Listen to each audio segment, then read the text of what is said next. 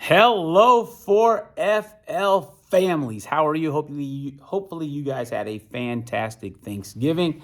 Uh, Hopefully you guys spent some quality time with your kiddos, your families, your loved ones. Hopefully you got to decompress and enjoy some of that wonderful valued time that hopefully you had over the last 5 or 6 days. This week's newsletter, quite a few things I wanted to touch on just to get you updated on where we're at with current things. The quarter is coming to an end quickly. Literally half the year will be over in 3.5 weeks. That's how fast it's coming. And my goal is to help the kids have the absolute best school year of their life. And what I would like for you guys to focus on right now, in your just spare time, mental time, where do you see your kiddo? What are their strengths? What are their weaknesses? What can we do to boost their confidence up over the next, 3 weeks to really go into winter break with just a roll of confidence, a wave of momentum moving into the second half of the school year. And whatever that looks like, I did shoot a video on it. It's on my social media accounts. If you want to get some more ideas about that, my goal is I just want them to have the best school year ever. And it's a great time to really look at, okay, what are we doing great on? What can we add to? What are we struggling with? What can we do to boost that up? To just as we go into winter break, I want everybody feeling fantastic. Obviously, I'm going to be doing a lot here on my end. But anything you can do at home, and it doesn't have to be school related. It can be just the little things around the house to help boost the kids' confidence. If you got questions about that, feel free to email me, call me, shoot me emails, text, whatever. I'll be happy to help you guys with that. Different things that I'm kind of doing in the classroom. Several things. We've been working on long division. About half the class has it. About half the class is still struggling with it, and that's normal. If your kiddo has it, great, fantastic. I'll be sending some enrichment home just to help boost that, to get them a little bit more astute with what they need to do. Now, with the kiddo struggling, that's absolutely normal, nothing wrong with that. As I tell the kids, it takes them about 40 practices to get to a point of comfort with this. Now, kids who've been exposed to division before, generally those are the kids who have it figured out by now. If your kiddo had been introduced to long division before now, it's taken them a little bit while longer. Why? Because it takes anywhere from an average of 40 attempts to learn long division. And usually where they actually get caught up in, if we go with the DMS BS, they get stranded at the bottom when they have to start over. And you bring down that last number, and then they're like, I don't know what to do. That's generally where they get caught up. So when I send practice pages home, and feel free to just give them a random problem from time to time, just to help them get through those 5 steps. It's only 5 steps, but for a kiddo who's not understanding exactly what to do, those 5 steps are a mountain. So have patience with your kiddos. I've just been spending quality time with the kiddos who are still working on it, and I try to work with them at their point where they're at to help them understand the steps.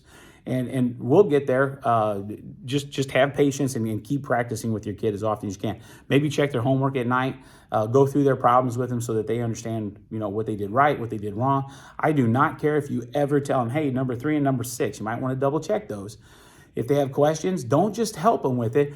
Have them ask you questions. If you tell them that number 3 is wrong, make them go, okay, ask a question, what's wrong with it? Don't just go, hey, number 3 is wrong and here's what's wrong. Make them become a thinker of their work so that they can solve the problems on their own. Obviously, we want them to have them all right, and I hope every paper that gets turned in to me is correct. That way I know that they've understood how to do the work. So if you ever have questions on that long division, please let me know as well.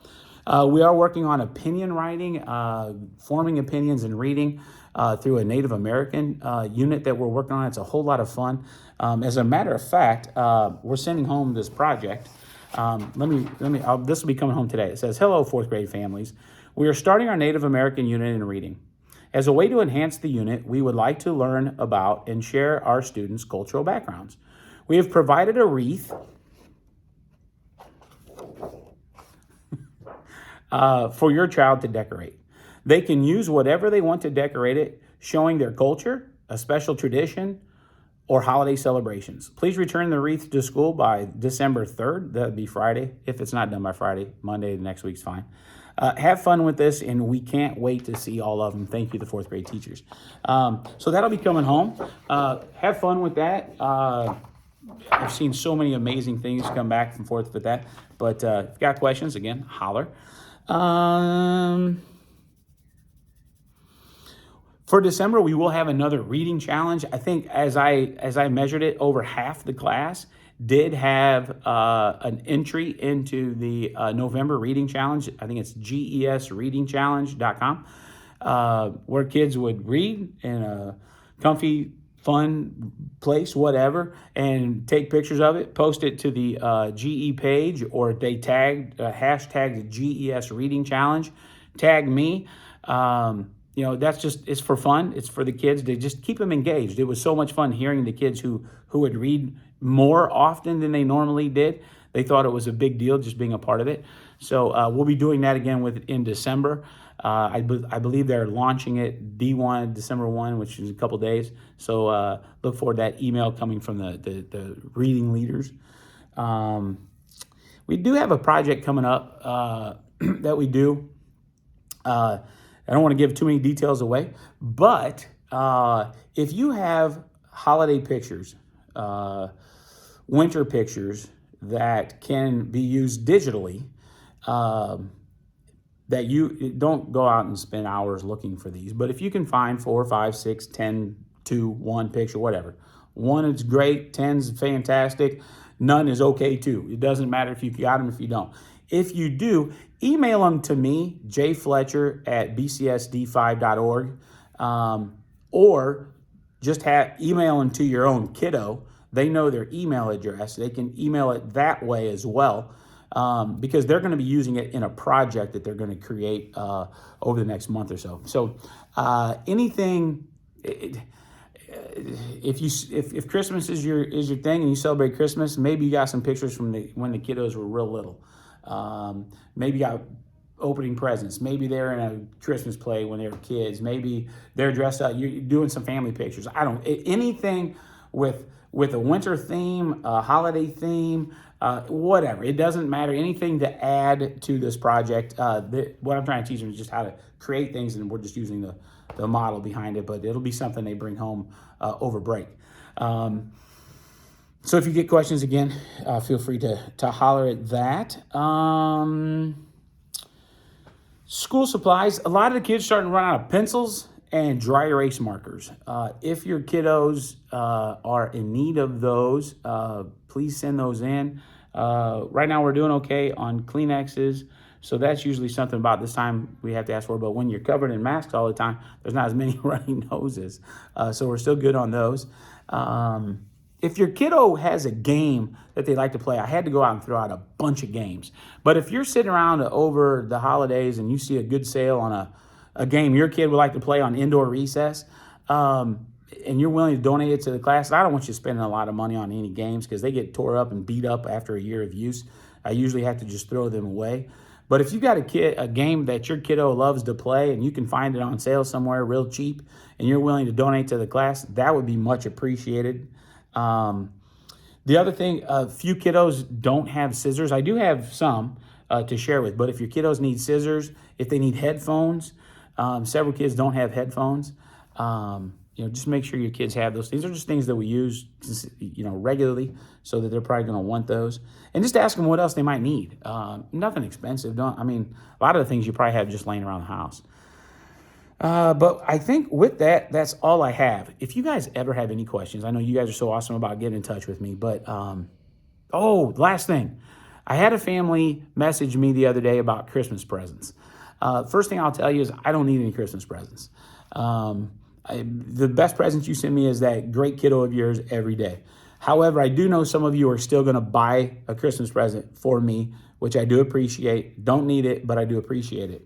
I'll tell you what, as a male elementary teacher, I'm hard to buy for. I know this. I've been told this for many years.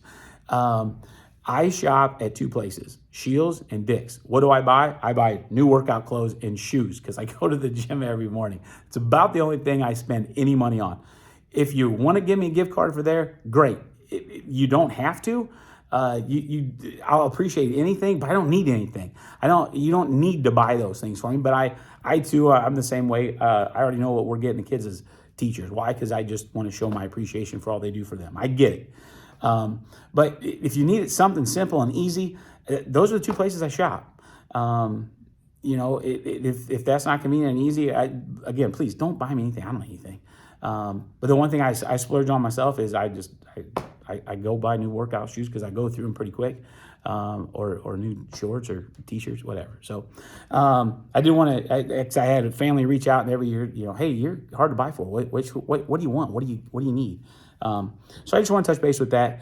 But most importantly, guys, I'm looking forward to the end of the school year. It's going to be a fantastic, or not end of the school year, end of the calendar year. We're going to usher in, 2022, and I'll tell you right now, the class is amazing. We have a great group of kids. It starts with you. It starts with you at home, what you're doing to make your kids such a wonderful person and a great leader and a hard worker and all the values that you want.